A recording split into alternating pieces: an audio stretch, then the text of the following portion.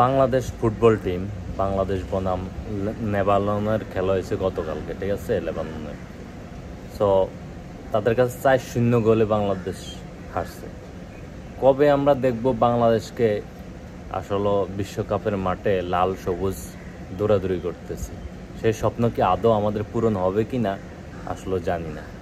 So আসলে যেই অবস্থা, বাংলাদেশ ক্রিকেট টিম যদিও ওয়ার্ল্ড কাপে যায়, কিন্তু ফুটবল টিম আসলে কবে যাবে, কবে যাইতে পারবে কিনা এটা আসলে আরও 100 বছরও বলা যায় কিনা সন্দিহান। যেই অবস্থা তাদের পারফরমেন্স, যেই খেলা, তাদেরকে আসলে ভালো লিড দেওয়ার মতো টাকা আছে, পয়সা আছে, কিন্তু লোক নাই। সব হইলো খাওয়ার লোক, সব কপাত করে পকেটের ভিতর কেমনে ঢুকাইব, ঠিক আছে, সেই দাম দেয়।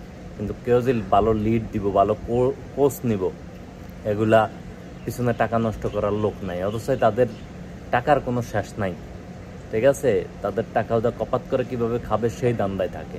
যাই হোক, আমরা সেই প্রত্যাশায় থাকি কোনো একদিন দেখব লাল সবুজ মাঠে মাঠে দৌড়াচ্ছে, ওয়ার্ল্ড কাপের মাঠে, ফুটবল ওয়ার্ল্ড কাপের মাঠে দেখব দৌড়াচ্ছে। সেই প্রত্যাশায় আমরা আছি আর কি, ভক্তরা, ফুটবল প্রেমীরা।